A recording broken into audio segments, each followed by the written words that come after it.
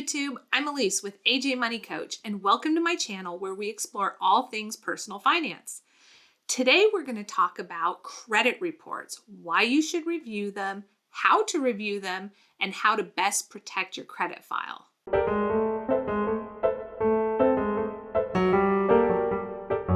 Now, before we dive in, if you're not already subscribed to this channel, please go ahead and hit the word subscribe down below so you can find me for more money content. Okay, so how often do you review your credit reports? Have you ever reviewed a credit report? If your answer is, I don't know or no, then this video is for you. And even if you have reviewed your credit reports in the past, I'm going to give you some tips on how to protect your credit history from fraud and errors. So stay tuned. Okay, real quick, just in case, let's start from the beginning. So what is a credit report and how do you even have one? Well, a credit report is a statement that has information about your credit activity and also reports on your current credit situation, such as your payments on loans, the status of any credit accounts you have. And most people have more than one credit report. There are three main credit reporting bureaus or credit reporting companies out there that collect and store this financial data about you, and they submit them to creditors such as lenders, credit card companies, and other, banks and financial companies.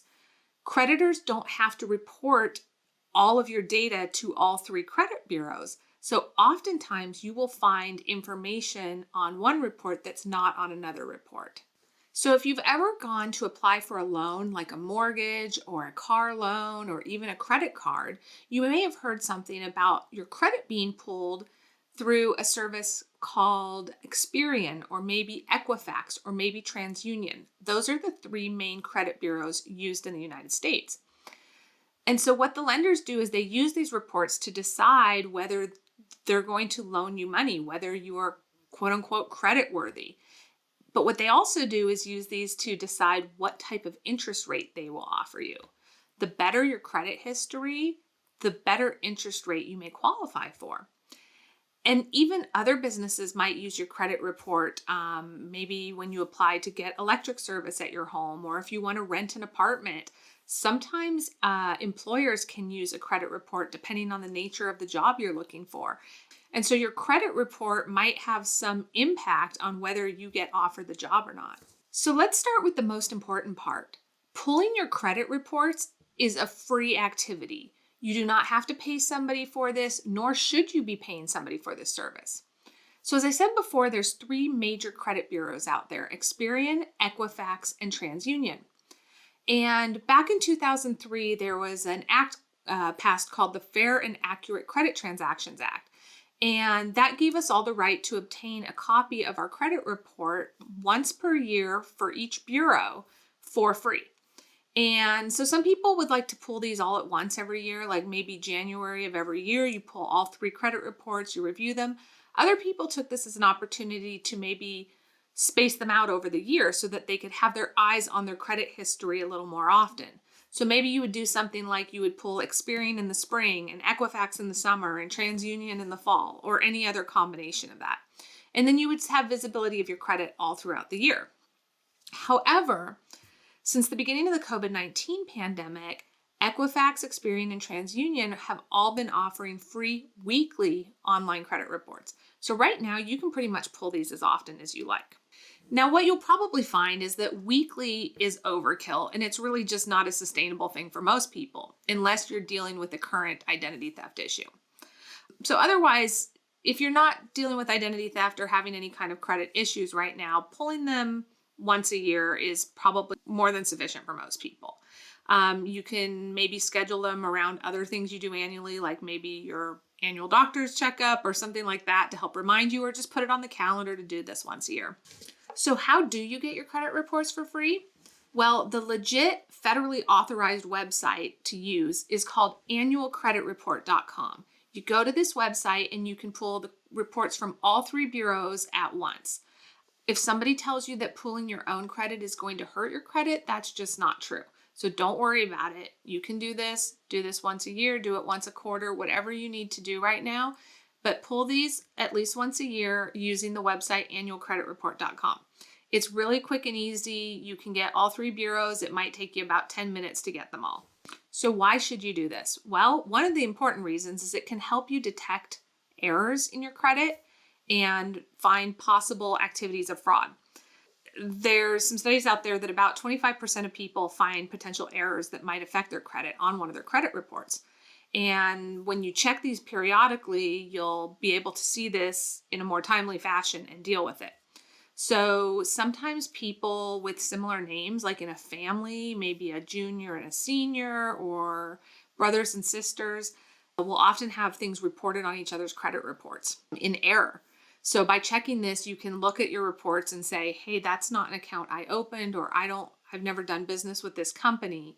And you can deal with it quickly rather than that having to affect you down the road when you're actually trying to apply for credit. One of the other things that could happen is if you've ever co-signed for a loan for somebody, like a child or a family member or a business partner, and maybe they didn't pay the bills on time and you didn't really know that, that could be affecting your credit history. So reviewing your credit reports periodically will alert you to if something like that's going on, because maybe the person you co-signed for or helped isn't going to tell you that they're not keeping up with payments, or doesn't think that it really affects you or that you need to know. And you really do need to know. You've put your credit on the line here and you need to know that it's being taken care of. And along the more nefarious issues would be fraud or scammers that have gotten a hold of your information, like your social security number, and use that to open up credit. So if somebody has done that, oftentimes what they'll do is they'll start out with like a really small purchase. Maybe they'll open up a small credit card, put a little bit of charges on it. They'll make the payments so that, you're not really aware of anything. And then once they know they've gotten away for it, then boom, they like roll in and buy themselves a car or a boat using your social security number. So again, reviewing this periodically is going to help you see those things before they get out of hand. So if when reviewing your credit report, you do come across something that's unfamiliar, the best course of action to take first is to try to find the name of the company or the creditor and give them a call and just do an inquiry, because sometimes credit companies go under different names and maybe it is something valid that you have had in the past. So before you freeze your credit, file a fraud claim, all of that stuff, try to reach out to the company first and do an inquiry and say, this is on my credit report. I'm unfamiliar with it. Can you tell me more about this account? And maybe when they give you the information, you will realize that it is something that you have in fact authorized, and then all's good. If it is truly not something you authorized or not something you're familiar with, then you probably want to file an identity theft report and put fraud alerts on your credit cards, or on your credit report rather. And you can see how to do that through each of these credit bureaus, depending on which one it shows up on. And once you do have fraud alerts on your account, you're allowed to have even more, in non-COVID times, you're allowed to have even more frequent credit reports for free to monitor that these things get taken care of. So being proactive about your credit can actually save you money in the long run too. Good credit will save you thousands of dollars in interest rates if you are applying for something like a mortgage or a car loan down the road. So making this a habit to stay up on checking this stuff and making sure that you keep everything clean is a great idea to keep some money in your wallet down the road. Now, credit scores are not the same as your credit report, but they are related. A credit score is a 3-digit number that indicates your borrowing risk. The numbers usually range between 300 to 850, and the higher the score, the better your credit is, and the more favorable interest rates you're going to be offered if you do need to borrow money. Oftentimes, the credit score will show up on your free credit reports using annualcreditreport.com, but not always. Many of us also get our credit score for free periodically from our credit card issuers, or you could sign up for something like Credit Karma if you wanted to monitor that as well. So one of the things people like to do, for many people that have no current plans to apply for credit or borrow money, they actually freeze their credit. And that makes sense for a lot of people. You can also go in and freeze the credit file of your minor children, because scammers have been known to go after the social security numbers of kids to open a credit. So all this requires you to do is to contact each of the credit bureaus and tell them you'd like to freeze your credit. It's really easy. It blocks all access to your credit reports so no scammers can get in there and open fraudulent accounts. And if somebody tried to, like say somebody went to a car dealership and tried to get a loan with your social security number, it would show the finance department there at the auto dealership that this is frozen credit. And so it would also most likely alert you, but it would prevent them from using your credit. Now, what you do have to remember is if you do decide that you want to open a loan or apply for a credit card, you're going to need to remember to call and unfreeze your credit with the credit bureaus. But it's a really easy thing to do. You can freeze it and refreeze it as many times as you want. It doesn't cost anything, and it gives you that extra layer of protection if you know that you don't have any plans to apply for credit or open a new credit card anytime soon. And then one last layer of protection that you can give yourself is what's called identity theft insurance.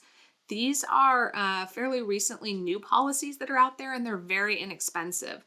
And if you do choose to buy an identity theft policy, look for a policy where the insurance company is going to basically do all the legwork to restore your identity and fight fraud. This is where the real value lies. These policies, like I said, are extremely inexpensive. You can buy them to cover your whole family, just a few dollars a month, and that can put like an extra layer of protection, because fighting identity theft and identity fraud could be a full-time job. It can get really, really messy. So I hope you learned something useful about your credit file and how to protect it. If you enjoyed this video, please give it a like, please share it, and please subscribe to my channel down below.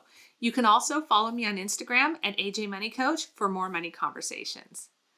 Have a great day, and I'll see you guys next week.